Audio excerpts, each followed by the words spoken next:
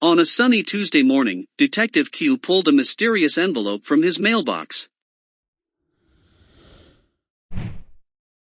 When he carefully opened it, an invitation card with a cruise ship printed on it appeared.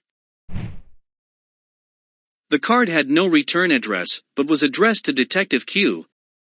"Hey detective. I booked you a cabin on the luxury cruise. There is a high probability of a murderer on board. He poisons his victims with a red liquid and is on the run. $10,000 if you find him." After a moment's thought, Detective Q decided to accept the challenge. The huge cruise ship docked in port the very next day and was ready for boarding. When Detective Q entered the ship, the first guests were just checking in at the reception. "Thanks for traveling with us.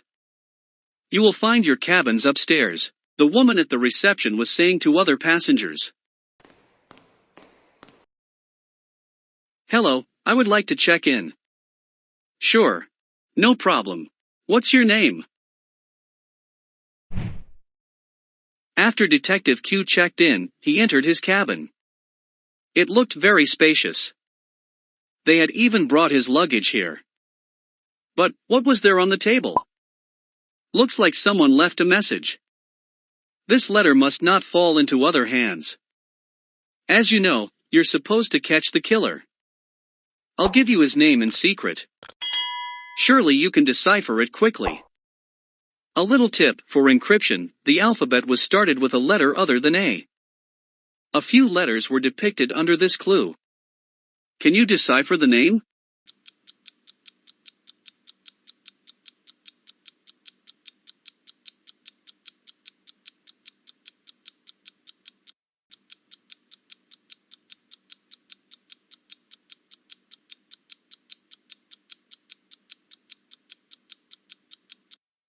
Here's a little hint. The alphabet started with E instead of A.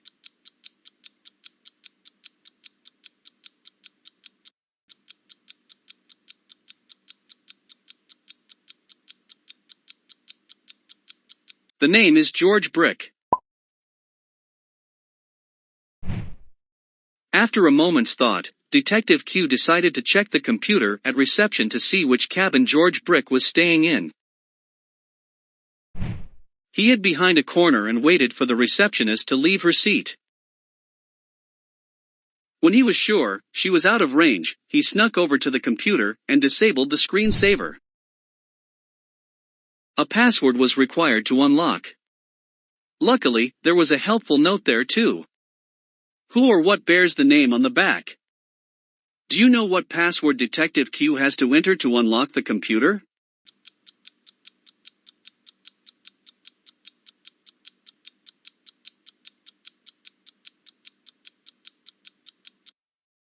The password is book. The screen unlocked, revealing the passenger list. George Brick appeared to be staying in cabin 4.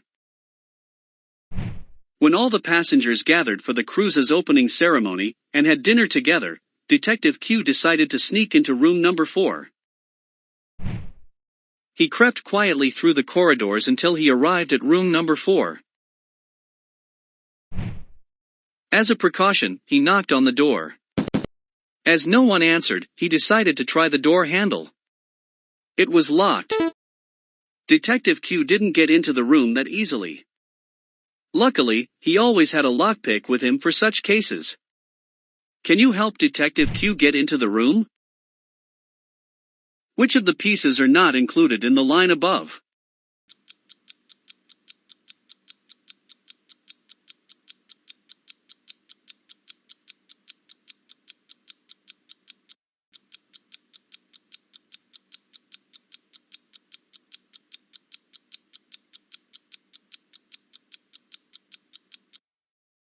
B and F are not included. Detective Q got the door open and was able to enter the room. There were quite a few dangerous-looking chemicals lying around here. Also, a red liquid. So the hint was correct. George Brick was indeed the wanted killer. Detective Q decided to mingle with the guests at the planned party the next night and track down George Brick.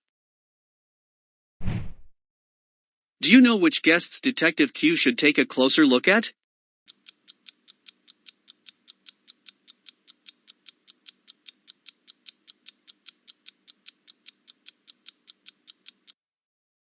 These three. They are all wearing t-shirts that look similar to the one in room number 4. He asked the three men if they could come out to the quieter hallway for a moment. He was just about to start the survey when suddenly a scream was heard. Help!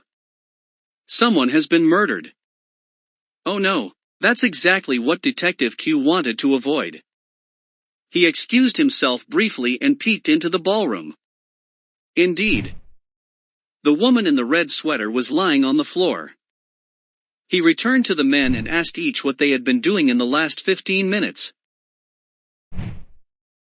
The first man said, "I was in the ballroom the whole time and watched the people.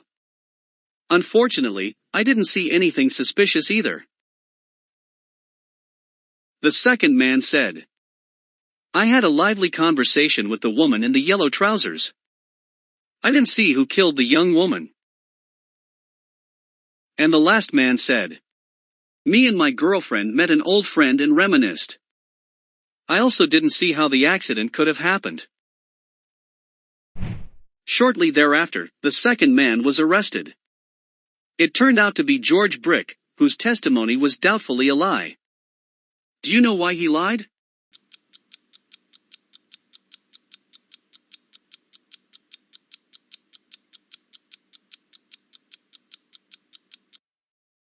Only Detective Q looked into the ballroom after the murder and saw the victim. The others stood in the corridor and could not know that it had been a woman. But the second man said he had no idea how the woman died. This case would definitely be solved. How did you do? Were you able to master all challenges? Write in the comments and subscribe to the channel for more videos with Detective Q.